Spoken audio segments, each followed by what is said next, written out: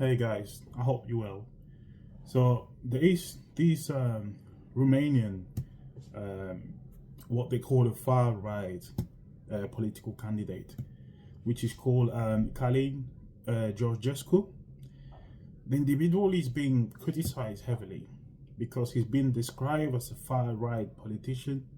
He's been described as a pro-Russian politician, and he led the first round of Romanians presidential elections in 2024, which were completely cancelled. So he won the elections. He has pretty much the majority in the first round, and then what they did is to just cancel it because this individual, they say he was pro-Russian and he was also a far-right individual, right? Okay, they did say that he used social media like TikTok and other platforms in order to basically become a popular political figure and to be one of the most voted individuals in the country. So this guy was arrested. This happened today. Today he was arrested. Okay, there are Romanian prosecutors that launch a criminal investigation into him for incitement against the constitutional order, according to them. Okay, and also for spreading false information and establishing a fascist organization. All right. So this individual has been a very controversial figure due to his admiration for Vladimir Putin, according to them, and also the criticism of NATO, the EU, and the globalists in general. Okay. So I don't know if you remember the US Vice President J.D. Vance.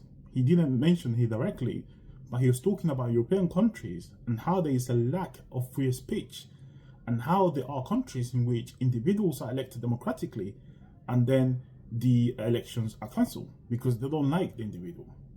So, as I say, his election win was cancelled in December 2024 after the Romanian intelligence revealed significant Russian interference. And this is what they always say, okay? This individual, he appealed to the European Court of Human Rights, but his case was completely rejected in January 2025.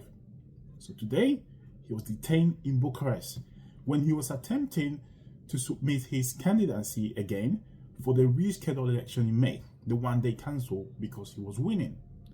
The police in Romania, they also raided multiple locations that were linked to his campaign apparently, and they said that they uncovered weapons, ammunition, and a large sums of money. So, Georgescu, obviously, he just denied all these charges, and he said that all these charges are politically motivated. Meanwhile, the Estonian Prime Minister, Kaja, well, the ex-Estonian Prime Minister, Kaja, who is now heading the European Union and his overseas affairs. So she arrived to the US for an scheduled meeting with the Secretary of State of the US, Marco Rubio, but the meeting was completely cancelled, okay? And it was cancelled at the last minute. So there's quite a lot of speculation about why this happened. And many people think that this happened because of Georgescu's arrest in Romania, and this might have been the reason behind the cancellation. So others, they say that they cancelled this because she's really aggressive against Russia, and also she's very supportive of military conflict, what they call a warmonger, okay? Now, as you can see here, the countries that go around teaching other countries around the world, they're teaching other countries about democracy, they are the same countries today negating or not allowing countries like Romania to have democracy. As I say, Georgescu was elected by the public democratically. He used platforms in order to be an influential individual and be able to deliver his political views, which the Romanian people liked. After all, Romania didn't benefit much from being part of the union, okay? And not only that, the country itself needs economic support. So this individual has shown the people what the main problems were during his campaign, and the people decided to vote for him. Now, under the Biden administration, this was allowed. This was okay, because Biden was up for this. to remove candidates that they don't like and replace them with individuals like Zelensky. If you think about the claims here that he is a far-right individual, just think about it twice, because the USA under the Biden administration and also under the previous Trump administration, they were supporting the far-right individuals and far-right movements in Ukraine. Not only that, they allowed them to be part of the army, okay, and have their own battalions, like the Azov battalion, as you remember from Azovstal, okay, in Mariupol. So these claims that he's part of a far-right organization, I mean, what are you guys doing if you're openly supporting far-right organization in Ukraine and other parts of the world?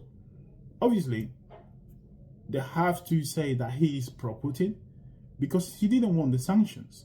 He didn't understand why they put in sanctions when they actually need cheap gas, cheap petrol from Russia, where Russia did not cause anything to basically being imposed these sanctions on Russia, okay? So that was pretty much his argument. And because of this, they call him a pro-Russian candidate, okay? And they're saying that Russia has been hugely influential in the presidential elections of Romania. Obviously, this is something similar to that Russian-Gate case in the USA, which after revealing all the information from the case, we found out that it was completely fake. It was not true. It was something manufactured by the Democrats in order to blame Trump for winning the elections and saying that he's a Putin stooge or he loves Putin, whatever. So you can see here, the same claims have been made against Trump today, when his team is willing to reach an agreement with Russia in order to end the war in Ukraine and push Ukraine to finish this war. They call Putin, so they call Trump a pro-Putin, a pro-Russian individual, and also some people have gone as far as calling him an agent of the Kremlin in the United States, in the White House. So you can see here, there's quite a lot of division in Europe, okay? You have the individuals that have been carefully selected by the United States to take the political leadership in European countries and make sure that the American foreign policy is followed, okay? Now, with the change of administrations, we see a lot of really volatile political situations in Europe because America, the new administration, is not following the same path as the old administration. And they're very confrontational against Europe, the leaders, and also the fact that the European countries are part of NATO, but they're not contributing enough, and things like that. They even want to force the European Union or European countries to continue financing the war in Ukraine, to send peacekeeping troops, whilst the US just observe from a distance. So they don't want to get involved in this. So Europe is in a massive mess right now, where the previous American administration, US administration, sorry, they forced them to get engaged into this war, to impose sanctions. They put very carefully selected individuals like Ursula von der Leyen in power in order to impose these sanctions on Russia and to talk silly stuff, okay, like the Russians that run out of chips, or they're taking chips from microwaves and from wash machines and things like that, things that makes no sense whatsoever, okay. And now, with the change of administration, who is going to protect them? Because Trump is not going to do it.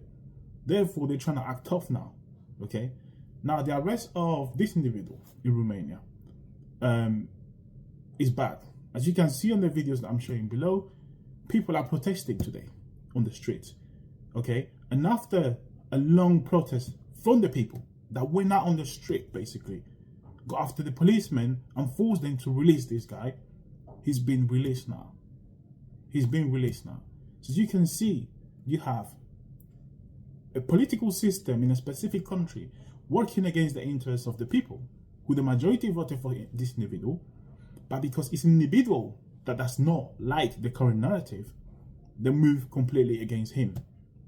There's a lot to learn from this story, okay?